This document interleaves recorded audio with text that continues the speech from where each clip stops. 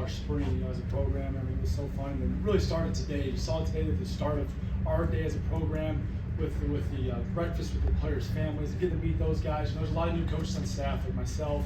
I think Coach Doozy said today 6 guys that are new on our staff. So, and our wives got to be around for the first time, so that opportunity for them to get to meet our players' families. It's like I said to the whole group today, our players are what make it such a privilege to come work at the University of Pittsburgh every single day. Those guys come in, they pour their heart out every single day, they're coachable, they love each other, and again, it's a testament to Coach Narduzzi and the program that he's established here, and that's what makes it so dang exciting as a coach moving forward. This is just a stepping stone for this 2024 football team, but I can't be more excited for where we're at right now as a program. I'm sure when you took the job, you watched film and saw the whole team. So now that you went through a whole spring session, spring game, what did you learn about this group that you're working with now? Yeah, I mean, one thing you know about Coach Narduzzi's football teams, they're going to play hard. That's something that pops out the film all the time when you play them. I've obviously prepared against Coach Narduzzi in Pitt at some prior stops that I was at. And so to see it inside the building and inside the walls, that's what they are, right? That's what our program's all about. It's about caring for each other. It's about playing hard. That effort, that attitude, the toughness, the accountability piece of everything. And our guys live that out every single day and how they prepare. So that's what I've learned about our guys is everything that you see from the outside. But now you kind of see exactly how they get to that and how we are getting to that, and it makes it special. What did you like about the way Nate played today? Yeah, I thought Nate, again, just making decisions. It's always hard as a quarterback when you're in there with a lot of different pieces, because of the draft, whether it's O-line, whether it's different receivers that you maybe haven't been with the ones as much. So that's difficult for a quarterback. But I thought Nate went out there, and one thing about Nate, he's a positive dude. He goes about his business every single day. He cares about his teammates. I think he won the award at the Pitt Panthers award ceremony on Sunday night for best teammate. So that says everything you need to know about him, and his peers voted for that, and that's who he was today. Obviously he's got a huge jump to make here this summer, which he will, because he's a leader and he cares, and he's going to push everybody around him. What does he have to do to make that jump? I think just being more and more familiar with the offense. That's one thing about spring. We threw a lot at those guys across the board on the offensive side of the ball. So now you go into the summertime, we kind of just restarted over. So you had February where everything was getting thrown at you. We restarted it over in terms of installs in spring ball, and now we're going to do the same thing going into the summertime. So it's just a constant. It's a constant battle. You're never a finished product as a football player. You're never a finished product as a coach, and that's what these guys are doing right now. It seems like Machine Biles is everywhere on defense. What did he do well in this game, and how has he worked with you guys throughout the spring? Yeah, he is everywhere every single day. And it's awesome for the fans, and you guys get to see it today. And that's what's so awesome about the spring game. It's 14 practices. The guys have to strain, and they're going through a lot, handling, new coaches, new schemes, and taking care of their bodies. And so to finally get out here and just go put it on display, put on a show, that makes it special. That's why you do it. So for him, that's what he's been every single day. He was flying around today, had a couple TFLs, and I know for a fact he had at least 2, I believe.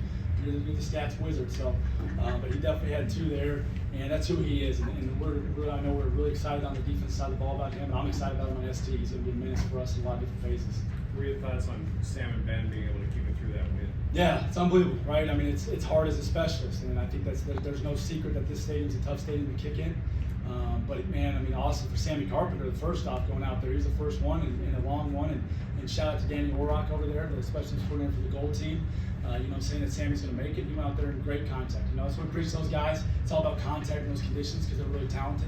And then obviously Ben coming out there. That's what Ben's been all spring. Been super ultra efficient and been a great leader for our room. And the ball's exploding off of his foot right now. So I can't be more excited for him moving in the next phase. I know he was on the other team, but what do you think of Gavin Bartholomew since he's one of your guys? Oh man, yeah, Gavin looked good today. And it's fun for me as a coach because again, I just want guys to go out there and have fun on game day and play hard. Because you work hard all week, your process sets you up for the opportunity, gives you the right to go out there and have success on game day. And that's what Gavin got to do today. And it makes me unbelievably happy as a coach to see those guys go out there and when they get the ball in their hands, they have opportunity. He did some good stuff in the run game. I can't wait to go back to the facility right after this and go watch the tape and see him flying around because I thought he played really well today. Gavin was catching the ball downfield today, not just yards after catch. He was making yards catching the ball downfield. See the kind of guy that's going to be able to get open in those seams. Yes, sir. 15 yards on the field. Yes, sir. And that's what's been really neat for Gavin these last 2 weeks of spring ball, really. Again, you saw it today, but we've seen it the last 2 weeks. He's been a threat down the field. His route running is getting more and more better every single day, and that's something for him. I think somebody asked earlier about Gavin.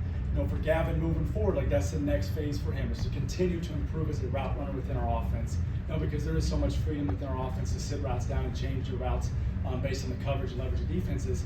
And so Gavin just getting that next level for him, like you see the Travis Kelce's of the world do, and that's what I'm so excited about for him this summer moving forward. Is that's what he's going to be doing and studying, and I can't wait to see it for our program. Offensively, from either the blue or the gold side, do you guys feel like you showed what you felt like you wanted to show today?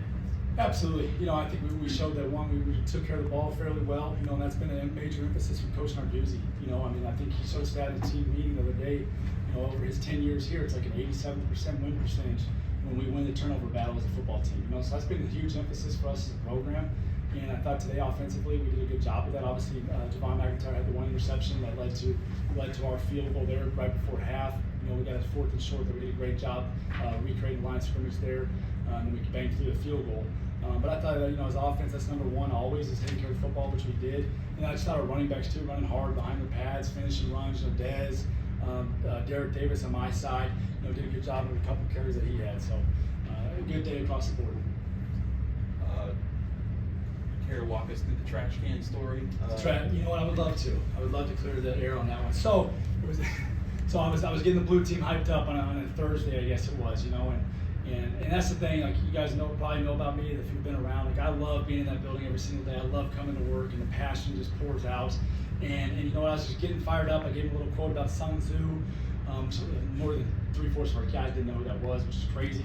3/4 of these guys don't know. Yeah, so, you come talk to me at any point. Anyway, so gave him that quote, was talking to them, just getting them fired up, and I looked over much like this, but that trash can is way more sturdy. And I looked over at it, and I kind of just walked over, and I picked it up, and I just started smashing it against my head, repeatedly, and I might have punted it, but the guys went nuts, and again, like, to me, it shows those guys, and I had a lot of them come up after. You can have a heck of a lot of fun when you work. I don't care what it is. Like, right now, as a football coach, these guys are going to be really successful human beings one day, and you can whistle when you work no matter what. And if that means banging a trash can on your head, which my wife probably doesn't approve of, but if that's what that means to get those guys excited, then so be it. And so that's what happened with that. So I owe Chris Sal an apology, probably a new trash can for our program. Are you okay? I'm great. My head's head. I'm good. Hard-headed. Anything final? How's a guy like Lamar Seaborn growing so far this spring?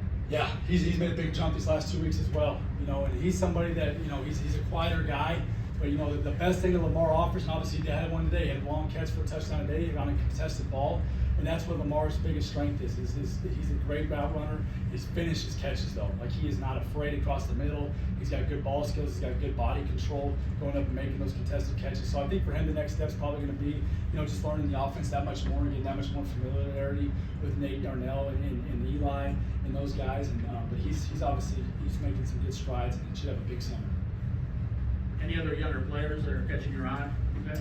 I think a couple of the guys, some of the receivers, Zion Fowler's another guy that's coming along, and he's got unbelievable athleticism, can blow the top off. Cam Montero, he's done some good things. He's physical. He's a really, really coachable guy. Wants to get in there in the run game. And defensively, obviously, we all know Cruz. Golly, he's a special player, and he's fun to watch every single day. He's going to do some great things in special teams. I apologize, looking down, just looking at some other guys.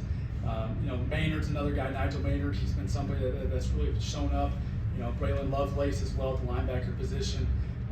So we've already talked about a couple of those guys, but those are all guys. That's obviously the beauty of spring. We've had some injuries like coaches talked about, but the fact that those young guys have been able to come in and get that many reps, we've gotten so much more reps this spring.